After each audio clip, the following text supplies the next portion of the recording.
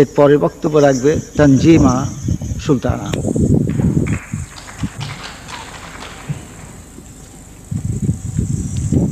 মাননীয় প্রধানমন্ত্রী, সম্মানিত সভাপতি ও উপস্থিত সুধী, একবার বাবা বাড়িতে একটা ছবি নিয়ে এলেন। সে ছবির নায়ক অন্যদের চেয়ে আলাদা। তার মাথায় হ্যাট, নাকের নিচে একটু গোঁফ আর হাতে একটা লাঠি। আর সবচেয়ে মজার হলো তার হাঁটা। ছবিটা আমাকে দারুণ আকৃষ্ট করেছিল, আর আমার খুব ইচ্ছে করছিল চার্লি চ্যাপলিন হতে। দাদুর ট্রাঙ্ক থেকে তার খানদানি টুপিখানা হাতিয়ে একটা লাঠি জোগাড় করে কদিন চলল জোর প্র্যাকটিস। একদিন পা পিছলে দাঁড়াম, ঝাড়া 3 মাস পা ঝুলিয়ে সোজা শুয়ে থাকতে হলো বিছানায়। বুঝতে পারলাম চার্লি চ্যাপলিন হওয়া সবার কম্য নয়। কবিতা পড়ছি। সবাই যখন ঘুমিয়ে পড়ে কর্ণফুলির কুলচায়, দুধ ভরা ওই চাঁদের বাটি ফেরেশতারা উল্টায়। কেমন যেন ভালো লেগে গেল। ভাবলাম কবি হব। খাতা নিয়ে বসেছি। কত কিছু ভাবি, কিন্তু কবিতা আর মেলাতে পারি না। শেষে অনেক কষ্টে লিখলাম, আমার কত কিছু হবি, আমি হতে চাই খুব বড় কবি। এমনি আরও কয়েক লাইন লিখে চুপি চুপি পাঠিয়ে দিলাম পত্রিকা অফিসে। কিন্তু কত দিন হয়ে গেল, কত রাজ্যের আজেবাজে কথা লেখা ছাপা হয়ে গেল, কিন্তু আমার কবিতা আর ছাপা হলো না। ধুর চাই, এ বলে কবিতাকেও দিলাম ছুটি। অসম্ভব সুন্দর জাদু দেখায় জুয়েলাইট। হাতের জাদুর কাঠি পলকে হয়ে ওঠে ফুলের তোড়া। ডিম থেকে বেরিয়ে আসে জ্যান্ত মুরগির ছানা। একটা রশিকে 10 টুকরো করে মুহূর্তে জোড়া লাগিয়ে দেয়। কিভাবে? বড়দেরকে জিজ্ঞেস করলে বলে, ওসব ভেলকিবাজি, জাদু হচ্ছে হাত সাফাই। দুপুরবেলা মা ঘুমিয়ে গেলে কত লাঠি ঘুরালাম, কত রশি কেটে জোড়া লাগিয়ে দিতে চাইলাম। ফ্রিজে ডিম ভেঙে একাকার করলাম, কিন্তু ভেলকি আর লাগে না। বুঝতে পারলাম জুয়েলাইট হতে গেলে আমাকে আরও অনেক পড়াশোনা করে, অনেক পরিশ্রম করে ধীরে ধীরে এগোতে হবে। আবার টেলিভিশনে দেখি বাংলাদেশের প্রধানমন্ত্রী দেশে বিদেশে যাচ্ছেন, বাংলাদেশের কথা বলছেন, দেশের মানুষের অভাব অভিযোগ শুনছেন, তাদের কল্যাণের জন্য বিভিন্ন কাজ করছেন, যমুনা সেতু উদ্বোধন করছেন। আমি বিহ্বল হয়ে পড়ি। ভাবি, এমন যদি হতো, আমি যদি হতাম বাংলাদেশের প্রধানমন্ত্রী। কিন্তু আবারও পতন। আমার এখনো 18 বছরই হয়নি। তবু ইচ্ছেরা মরে না।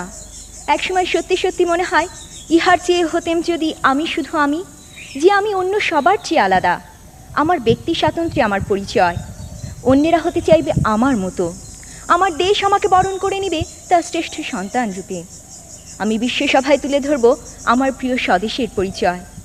আমি গোলাপের দিকে চেয়ে বলবো, সুন্দর সুন্দর হবে সে। ধন্যবাদ। তানজিমা সুলতানা। প্রত্যেক ব্যক্তি ব্যক্তিত্ব সম্পন্ন, একক, অনন্য, অপূর্ব, প্রত্যেকে তুলনাবিহীন এবং জাতীয় অগ্রগতির জন্য, জাতীয় অগ্রসরতার জন্য এইটি প্রয়োজন, ব্যক্তিত্বের সঠিক বিকাশ। কিছুক্ষণ আগেও এই নিয়ে অনেক কথাবার্তা হচ্ছে এবং হলো। আমি আর কথা না বাড়িয়ে শেষ বক্তা রেবেকা শফিকে আহ্বান জানাবো তার বক্তব্য রাখতে। মাননীয় সভাপতি, বর্ষা হাতে ভরসা পায়ে সদাই নিরুদ্দেশ হওয়ার চেষ্টা করলে আইন রক্ষাকারী সংস্থার খপ্পরে পড়ার সম্ভাবনাই বেশি। আমি নির্বিবাদী মানুষ, মুরগি কাটা দেখলেই মন খারাপ হয়ে যায়। তবে ছোটবেলায় নিজেকে বীরপুরুষ ভাবতে মন্দ লাগতো না। হারে রেড়ে বলে কেউ এগিয়ে এলে মাকে রক্ষার ভার যদি আমার উপর এসে পড়তো, সেটা কেমন মজা হতো জানি না। কিন্তু আমার অধ্যাপিকা মা গায়ে এক রত্তিও শোনা পড়েন না, সুতরাং কল্পনার সেই বীরপুরুষ বেশি দিন টিকতে পারেনি। তবে ভীতু ভদ্রলোক হওয়ার যে বিপদ আছে, সেটাও খুব অল্প বয়সেই জানা হয়ে গেছে। বান্ধবী এসে একদিন বলল, এসো আমরা আমাদের সবচেয়ে প্রিয় জিনিস বদলা বদলি করি। আমার চমৎকার বিদেশি ছবি আঁকা পেন্সিল বাক্সটা গেল, বিনিময়ে পেলাম তার পরিত্যক্ত রাবার। শুনে সবাই হেসে বলল, একটু চালাক চতুর হতে হয়। কিন্তু আমার খুব দুঃখ হলো যখন দেখলাম ও আর আমার কাছে আসছে না। একবার এক আবৃত্তি প্রতিযোগিতায় যোগ দিলাম। কাছ থেকে সংস্কৃতি অঙ্গনে সব পরিচিত তারকাদের দেখে চমকিত হলাম, কিন্তু আমার পালা আসার সঙ্গে সঙ্গে শুরু হলো তাদের চা খাওয়ার পর্ব। কারো আর প্রতিযোগীর দিকে দৃষ্টি নেই। এত দুঃখ হলো, কয়েক মুহূর্তের জন্য বেদুইন হয়ে যাওয়ার ইচ্ছে হয়েছিল হয়তো।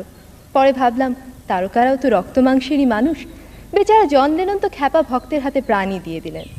সুতরাং তারকা হওয়ার স্বপ্নও বাদ। কিন্তু একটা প্রতিযোগিতা কিছুতেই এড়ানো যায় না। অনেক খাটুনির পরও পরীক্ষার হলে বসে মনে হচ্ছিল বড় নড়বড়ে পরীক্ষার্থীর আসনটা, যে কোনো অপ্রত্যাশিত ব্যাপারই ঘটে যেতে পারে। হলেও তাই, কম্পিউটারের কুয়াশায় হারিয়ে গেলাম। আমার বাবা তার খেয়ালি কম্পিউটারকে কষে চড় মেরে ঠিক রাস্তায় নিয়ে আসেন। আমি কিন্তু যন্ত্রটাকে ভীষণ সমীহ করি। পারস্যের শাহজাদিকে উদ্ধার করতে গিয়ে বারবার নিহত হয়েও আমি কখনো কম্পিউটারের সাথে খারাপ ব্যবহার করি না। I still believe in the system. ছোট পর্দার নেপথ্য বিচারপতি বা সমতা বিধানকারী কেউ অবলীলাক্রমে 50 মিনিটে অন্যায়কে ল্যাং মেরে ফেলে দেন, কিন্তু বাস্তবে যেখানে ভালো মন্দের সীমানা অস্পষ্ট, সেখানে সবাই নিজেকে অভ্রান্ত ভেবে যদি নিয়ম ভাঙার খেলা শুরু করে, তাহলে মাঠ ছেড়ে ঊর্ধ্বশ্বাসে পালাবে বেচারা দর্শক। ইহার চেয়ে হতেম যদি না, আমি তো ভালোই আছি একটা ভীতু সাধারণ মেয়ে হিসেবে। আমার মধ্যে কোনো দুরন্ত আশা নেই, ন্যায়দণ্ডধারী মহাবীর বা চতুর্মুখর মেধাবী মুখর উচ্চাকাঙ্ক্ষা নেই। একজন সৎ, পরিশ্রমী, বিবেকবান মানুষ হতে পারলেই আমি খুশি। ছেড়ে দিয়ে আমি জিতে যেতে চাই। ধন্যবাদ।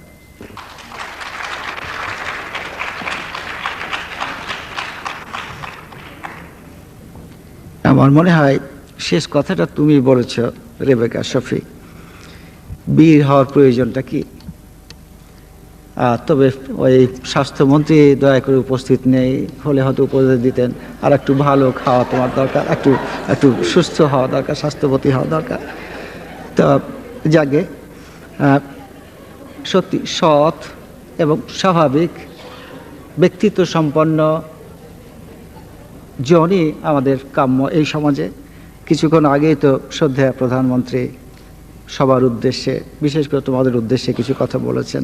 আমি ওইটির প্রতি তোমাদের দৃষ্টি আকর্ষণ করে আমার বক্তব্য শেষ করব। তোমরা সবাই বিজয়ী।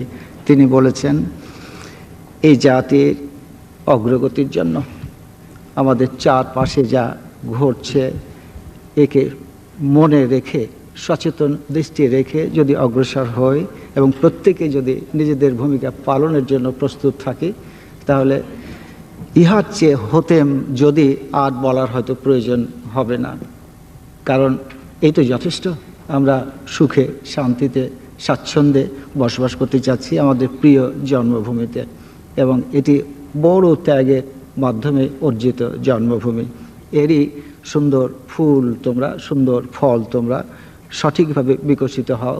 আমরা মুরব্বীরা, অভিভাবকরা এই কামনা করব। প্রচুর ধন্যবাদ।